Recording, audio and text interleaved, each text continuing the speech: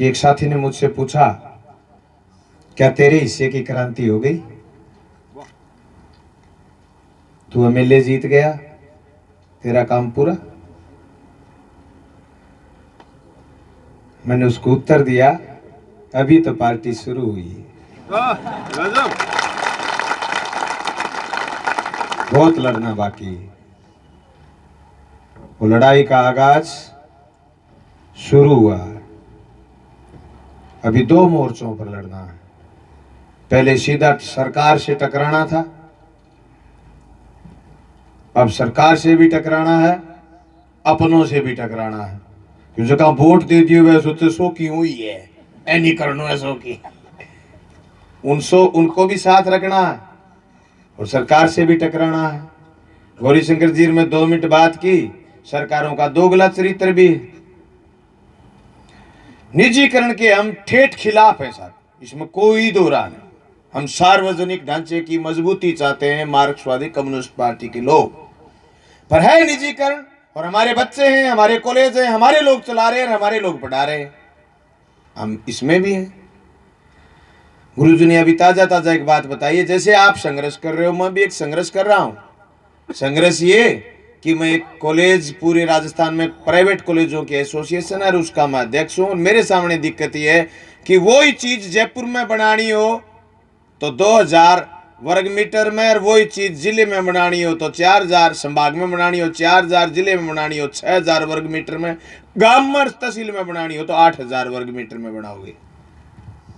ये dual character है सरकारों का। साथी राजेंद्र जिक्र कर रहे थे कि साहब आरक्षण, चुनाव नजदीक है इसलिए सवर्णों को भी आरक्षण दिया जाएगा। किसके लिए आरक्षण? आपने तो सारा बेच दिया देश, निजीकरण कर दिया, कोई नहीं छोड़ा। निजीकरण के अंदर निजीकरण है, समस्या के अंदर समस्या, यानी समाज को तेजी से बड़े पूंजीपति के हाथ बेचा जा रहा है। इसलिए हमारी लड़ाई घटी नहीं है, बढ़ी है। अब हमारी लाइबिलिटी बढ़ी है कि हम हमारे बच्चों के रोजगार के लिए, हमारे नौजवानों के रोजगार के लिए, हम हमारे खेतों के पानी के लिए, हम हमारी खुशहाली के लिए और ज्यादा बेहतरी से लड़ें। ये हमारी जिम्मेदारी है। एक पेपर 4 दिन आगे करवाना हो तो बच्चे लड़ते हैं, पेपर पास कर लिया, नियुक्ति मिल गई, शाला दर्पण में नाम है तो एसटीसी के बच्चे घर बैठे इंतजार कर रहे हैं कि साहब हमें नियुक्ति दे दो। मामला कोर्ट में चला गया, सरकार 2 बदल गई, बीजेपी वाली का वकील भी कोर्ट नहीं जाता था, अब नई सरकार का वकील भी कोर्ट नहीं जा रहा। न्यूज घणो सोचते नहीं, जो आदमी उड़ज पुड़ज झगड़ू है कि सो तो बिगड़ रही हो वो करे न्यू। इसके मूल में सबसे बड़ी बात यह, घुमा फिरा के सारे रास्ते एक ही नदी में जाके गिरते हैं। वो नदी है पूंजीवादी व्यवस्था, जबकि हिंदुस्तान के संविधान की 3 लाइन ठीक इसके विपरीत है। हम भारत के लोग इस देश के लोकतांत्रिक, धर्मनिरपेक्ष, समाजवादी गणतंत्र की रक्षा करेंगे।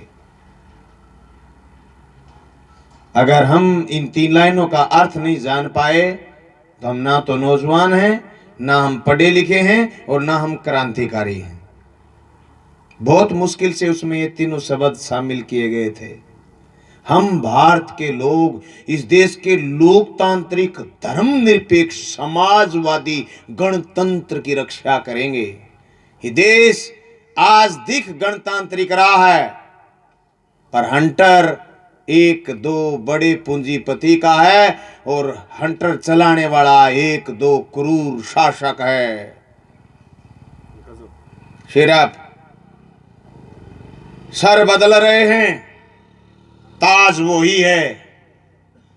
पहले कहते थे सारे मूल की बीमारी मनमोहन सिंह है, अब कहते हैं साहब मोदी जी ले बैठे। साहब विधानसभा चुनाव से पहले हमारे यहाँ राहुल बाबा भी आए थे, कह के गए थे कि संपूर्ण कर्ज मुक्ति दे दें किसान को, संपूर्ण कर्ज माफी अगर हमारी सरकार बन गई तो। यार कितना आसान है उनके लिए गिल्टी मारना, है ना। अब कह रहे हैं 2 लाख देंगे, वो भी डिफॉल्टर्स को। आपको पता है 17.25 करोड़ बड़े पूंजीपति का एनपीए कर दिया गया। तो कितना सुंदर सा नाम है एनपीए ना, नॉन पेएबल अमाउंट, यानी ये राशि दे नहीं होगी, यानी ये राशि चुकाई नहीं जा सकती उनके द्वारा जिन्होंने ये ले ली लोन में। देखो किसान ने 2-4 लाख ले लिए ना, तो वो डिफाल्टर। मैं तो विधानसभा में ये बात पूछूं, तुमने डिफाल्टर कैसे कह दिया? 17.25 लाख करोड़ जिनमें मांगते हो वो तो एनपीए वाले हैं, नॉन पेएबल अमाउंट वाले हैं। और जिनमें आप 12.25 लाख करोड़ मांगते हो, जिनमें से ये समझो मोटा मोटी 66% लोग टाइम पर टर्नओवर करते हैं, 66% लोग टाइम पर टर्नओवर करते हैं। उनमें से जो बच गए वो लोग डिफॉल्टर्स कैसे हो गए? डिफॉल्टर सिर्फ नाम नहीं है, व्यवस्था का द्योतक है कि हम कैसे 2 नामों से पहचाने जाते हैं। लड़ाई ये है। कितना आसान है ये शब्द लिख देना। अगर हमारे लिए डिफॉल्टर्स लिखते हो तो आप बड़े पूंजीपति के लिए डिफॉल्टर्स क्यों नहीं लिखते? वो आपके लाडले बेटे हैं। दिक्कत ये, और ये दिक्कत मिट सकती। कौन कहता आसमान में छेद नहीं होता? तबीयत से एक पत्थर उछालो तो यारो, छोटो सो बेच को मैं भी करके देखे है। बड़ा करूंगा, चिंता मत करना। मेरे से जो ज्यादा भागेगा, मेरे से ज्यादा पारदर्शी रहेगा, मेरे से ज्यादा व्यक्तिगत जीवन को अपने को खत्म करके जनता के लिए आगे बढ़ेगा, वो मुझे पीछे छोड़ पाएगा, हरा फिर भी नहीं पाएगा। इसलिए मैं तो सारे नौजवानों को कहना चाहता हूं, छोरे छोरियों को, पढ़ो और हक के लिए लड़ो, और तब तक लड़ो जब तक कि मेमने शेर नहीं बन जाएं। क्या बात है। मैं जब शुरू में लगा था, मेरे इलाके के नेता कहते थे ये छोरे बिगाड़ता है, ये तो छोरे बिगाड़ता है लोगों के। फिर बहुत आरोप लगाए, मुझे संतोष था। वो जो आरोप लगाते थे वो काम मैं करता ही नहीं था, इसलिए मुझे कभी चिढ़ हुई नहीं, मैं और आगे बढ़ता गया। कल 4-5 बढ़िया चले गए घर मुझे न्योता देने के लिए। विवेकानंद हॉस्पिटल में कोई कार्यक्रम है, बोले चल तेरा घर देखते हैं। मैं घर में अंदर तक लेके गया, बोले साहब गलती हो गई। क्या हुआ साहब? हमें तो और कुछ बता रखा था, तुम्हें 18 साल लग गए मेरे 10 किलोमीटर बाजार से घर तक जाते हुए, 18 साल लग गए। आप 10 किलोमीटर दूर की चीज भी ना तराश सके कि ये चीज क्या है। तुम दुनिया को जीतना चाहते हो। मैं 2003 में केरल गया था साथियों, एसएफआई के ऑल इंडिया कॉन्फ्रेंस में। मुझे वहां के एसएफआई के एक कार्यकर्ता ने पूछा कि आपके उम्मेद पैलेस किधर है राजस्थान में। मैं 4 दिन चुप रहा, यहां ज्यादा भाषण देता हूं ना, चुप रहा। मैंने सोचा कहीं बोला और इन्होंने टांग पकड़ी। समझे आप? केरला जो यहां से 3000 किलोमीटर दूर है, वहां के विद्यार्थी को पता था कि उम्मेद पैलेस जोधपुर में है। उसकी लोकेशन ये, उसका वर्ग मीटर इतना है। बलवान पुनिया नहीं जानता था। मैं कहना आपसे ये चाहता हूं, दुनिया बहुत शार्प है, और इस शार्प दुनिया को जीतने के लिए उससे ज्यादा शार्प होना पड़ेगा।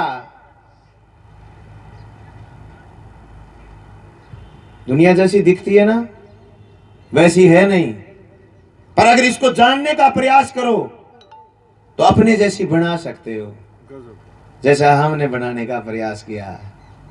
मुझसे 4 साल लगातार लोगों ने एक ही सवाल किया, पिछली बार जब 38,500 वोट आए, क्या पार्टी बदल लो एमएलए बन जाओगे? मैंने कहा आई एम लीडर, मैं नेता हूं, जनता को मेरे साथ लेके आऊंगा, मेरी बात बता करके। मुझे हर कोई कहीं जाके बांध देगा, ये थोड़ी हो सकता है। जिस साथी ने जिद की तो मैंने उससे पूछा, हु इज लीडर, आप बताइए नेता कौन होता है। आप भी सब अपने अपने घर में नेता हो। ये बहनें जिस ससुराल में जाएंगी आप भी उस घर की नेता बनोगी। दिन में 3 फोन करना पड़े कि साहब सासरे में राड अपने छोरी के थाने फोन करिए। हर कोई अपने घर में नेता, अपने समाज में, अपनी गली में नेता, हर कोई। आप अपनी क्लास में नेता होते हैं, आप अपने सब्जेक्ट के नेता होते हैं। नेता बनना बुरी बात नहीं है। अगर अच्छे लोग नेता नहीं बनेंगे तो बुरे लोग आगे आएंगे, वो समाज को डिम्मक की तरह चाट के खा जाएंगे, गरीब का निवाला छीन लेंगे, नशा बेचेंगे, तस्करी करेंगे, उठाईगिरी का धंधा करेंगे, कब्जा करेंगे। इसलिए नेता बनना कोई गुनाह नहीं है, और जो चीज करने से गुनाह नहीं होता वो काम खूब करो, खुल के करो, तसल्ली से करो, अगले को लगे कि अगला कर रहा है कुछ।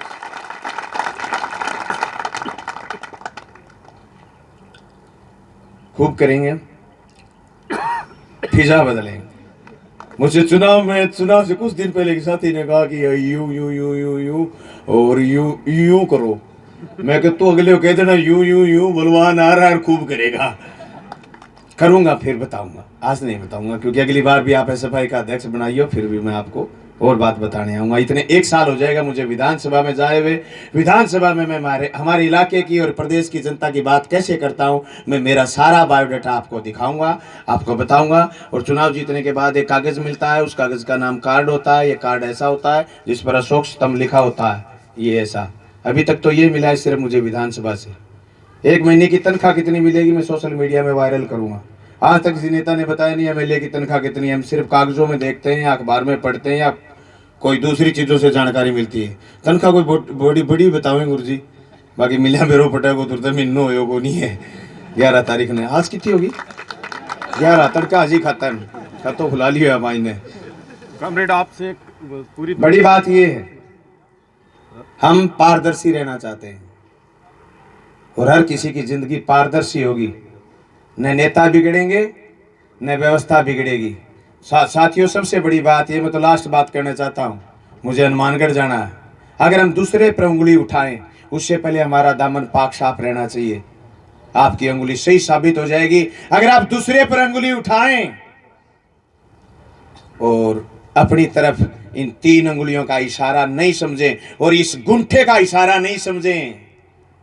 ये गुंठा गर्त की तरफ ले जाता है अगर ये 3 उंगलियों में छेद है तो। अगर आप चोर हो और दूसरे पर अंगुली उठाते हो तो गर्त में जाओगे। अगर आप साहूकार हो और दूसरे पर अंगुली उठाते हो तो ये अंगुली व्यवस्था परिवर्तन का इशारा है, इशारा। समझदारों को इशारा काफी है। Red salute.